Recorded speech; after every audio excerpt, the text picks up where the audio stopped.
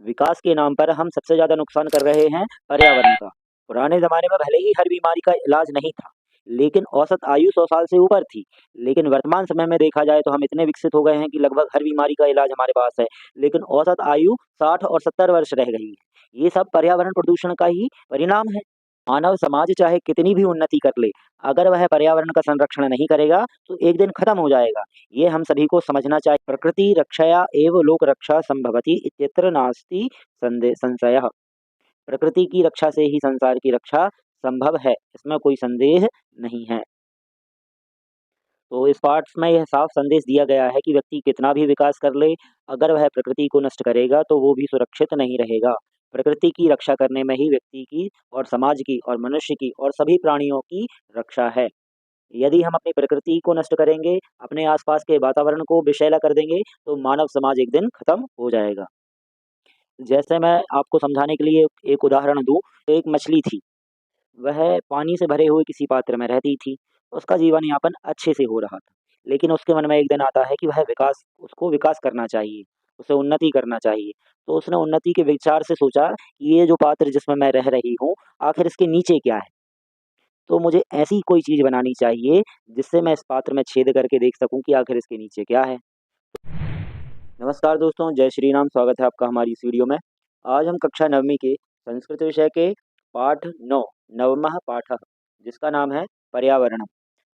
प्रस्तुतोऽयं पाठ्यांशः पर्यावरणं पर्यावरण विषयकः लघु निबंधो अस्ति।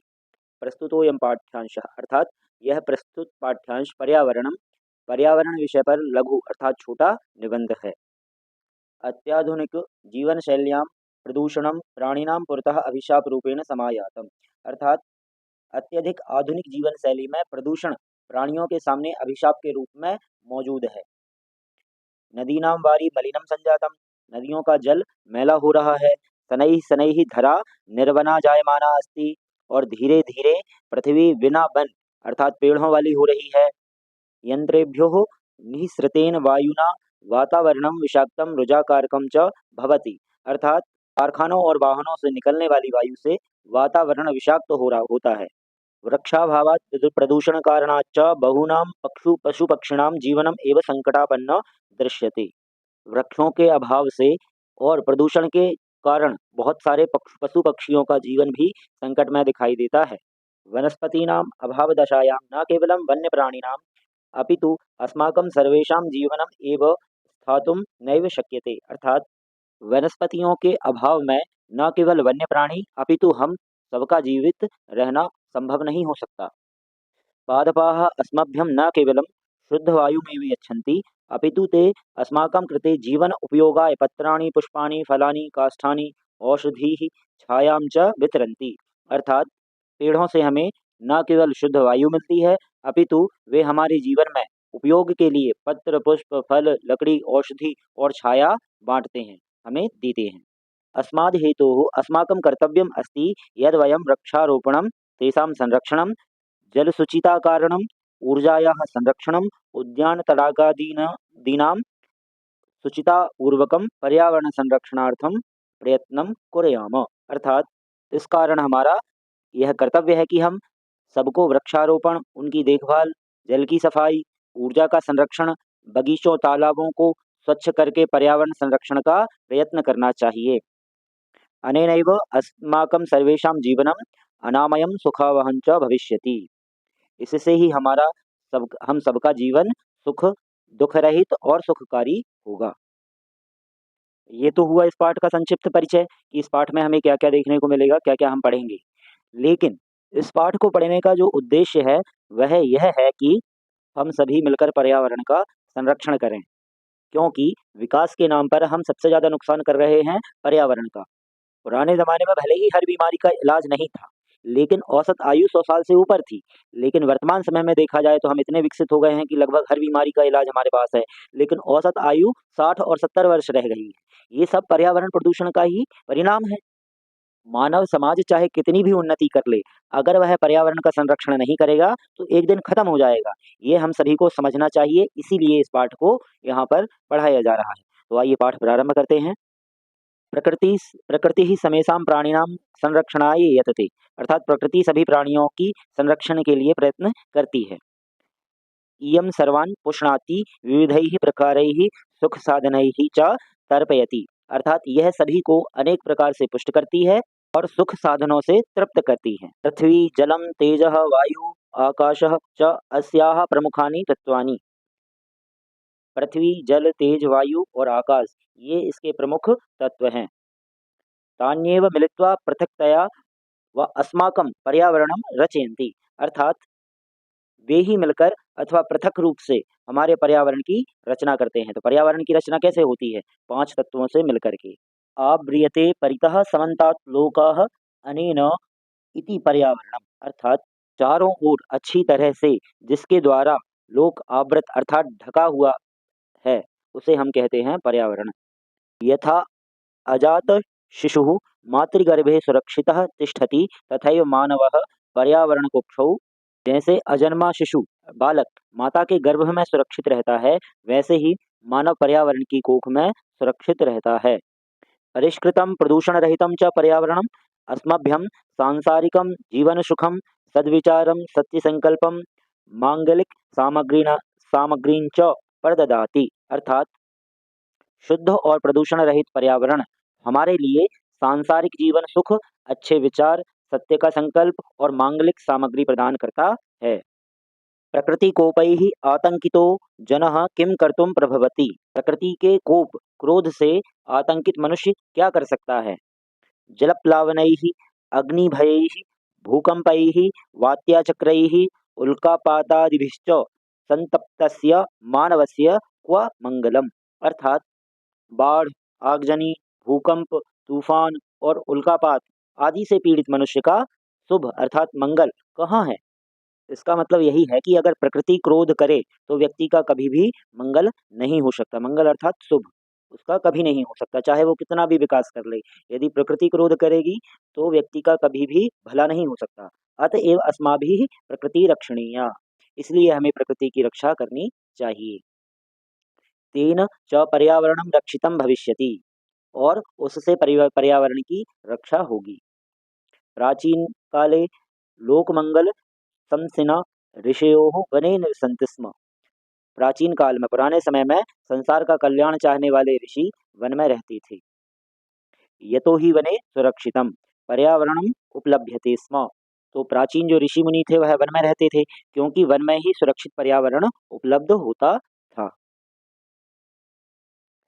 तत्र विविधाः विहगाः कलकूजनैः श्रोत्ररसायनं ददति, वहाँ अनेक प्रकार के पक्षी सुंदर ध्वनियों के द्वारा कानों को प्रिय लगने वाला रस देते हैं।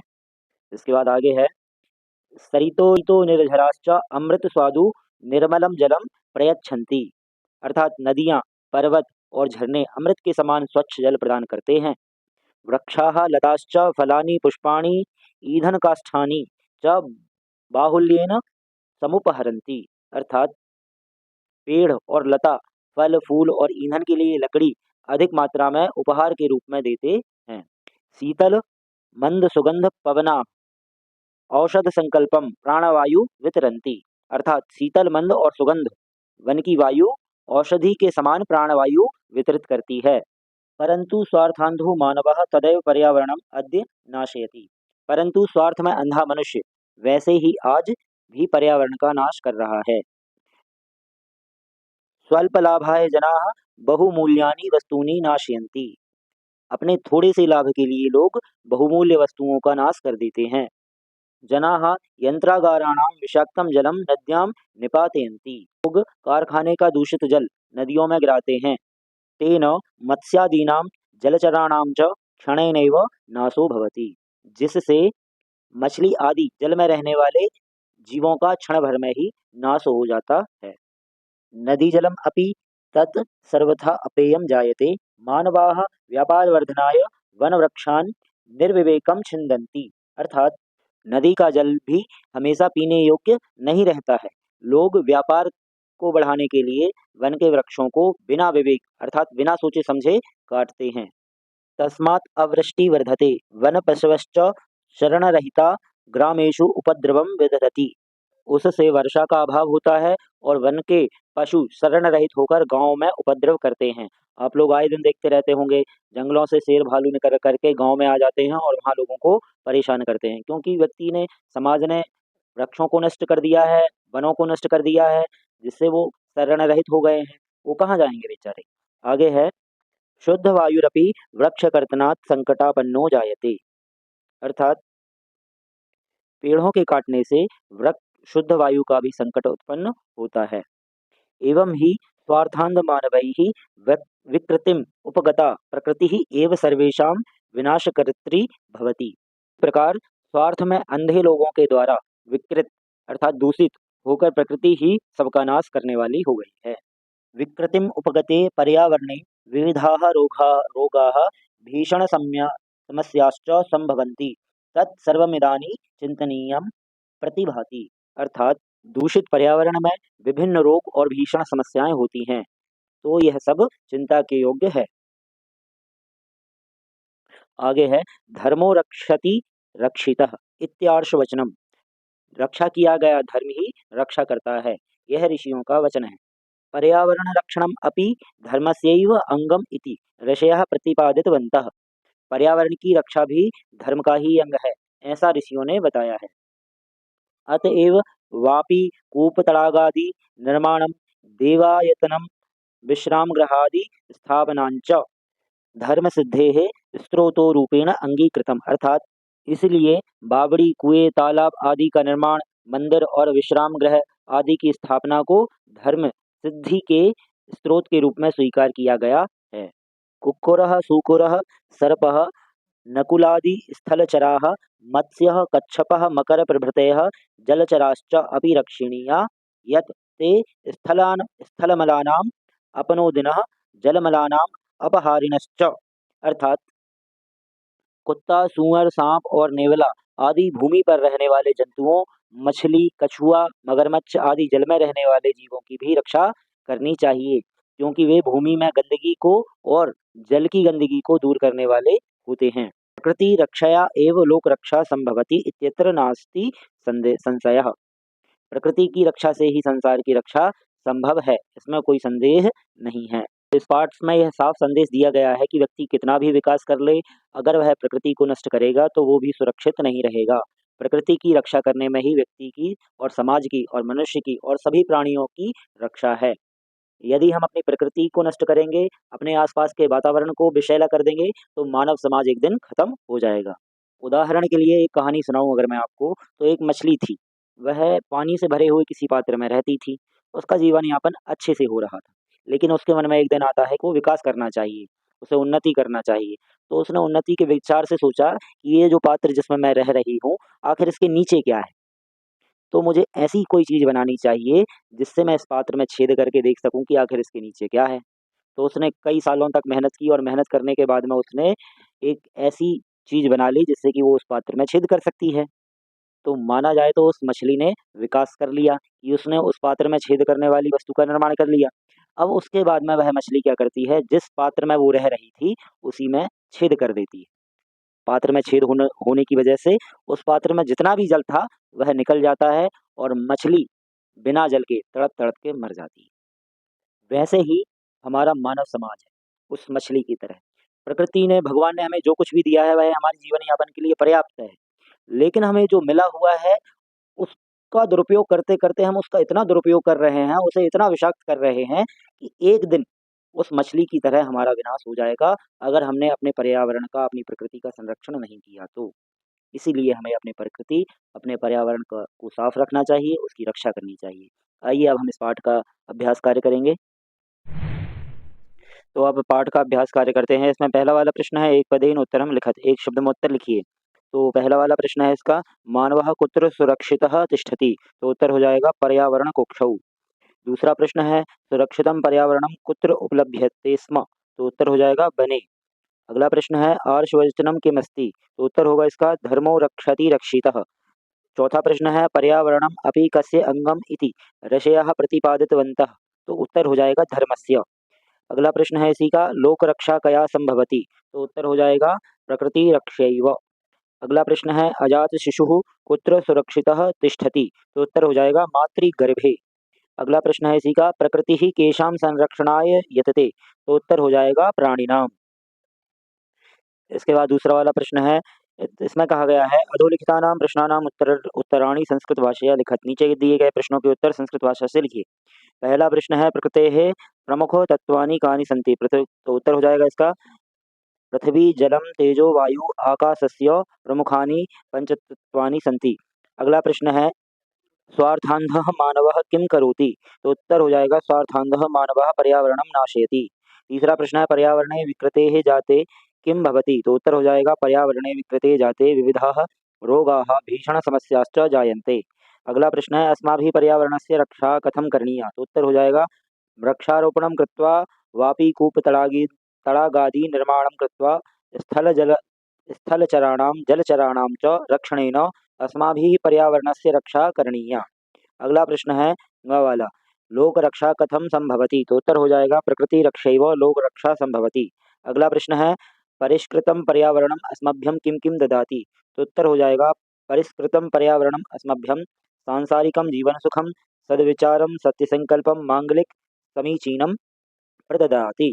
अगला प्रश्न देखेंगे इसमें तीसरा वाला प्रश्न है स्थूल पदान्य अधिकृत्य प्रश्न निर्माणम कुरुत, तो स्थूल पद अर्थात मोटे शब्द या रेखांकित शब्द को आधार बना करके प्रश्न निर्माण करिए। तो पहला वाला देखेंगे हम वन वृक्षाः निर्विवेकम छिन्द्यन्ते, तो वन वृक्षाः ये रेखांकित है स्थूल शब्द है, इसकी जगह आ जाएगा के, तो वाक्य हो जाएगा के निर्विवेकम छिद्यन्ते। अगला है वृक्ष कर्तनात् शुद्ध वायु न प्राप्यते, वृक्ष कर्तनात् रेखांकित है, इसकी जगह हो जाएगा कस्मात, तो उत्तर हो जाएगा कस्मात शुद्ध वायु न प्राप्यते। अगला प्रश्न है प्रकृति ही जीवन सुखम प्रददाति, तो जीवन सुखम की जगह आ जाएगा किम, तो प्रकृति ही किम प्रददाति। अगला प्रश्न है अजात शिशु मातृगर्भे सुरक्षितः तिष्ठति, तो मातृगर्भे ये रेखांकित है, इसकी जगह आ जाएगा कुत्र, तो हो जाएगा वाक्य अजात शिशु कुत्र सुरक्षितः तिष्ठति। अगला वाला प्रश्न है पर्यावरण रक्षणम धर्मस्य अंगम अस्ति, तो धर्मस्य की जगह आ जाएगा कस्य, वाक्य हो जाएगा पर्यावरण संरक्षणम कस्य अंगम अस्ति। तो इस प्रकार से ये प्रश्न भी हो जाएगा। चौथा वाला प्रश्न है उदाहरणम अनुसृत्य पदरचनाम कुरुत, तो इसमें उदाहरण में दिया है कि यथा जले चरंती इति जलचरः, जल में चरने वाले को क्या कहते हैं जलचराः, ऐसे ही स्थले चरंती इति स्थलचराः, निशायाम चरंती इति निशाचरः, और व्योमनि चरन्ति इति व्योमचरः, गिरौ चरन्ति इति गिरिचराः, भूमौ चरन्ति इति भूचराः।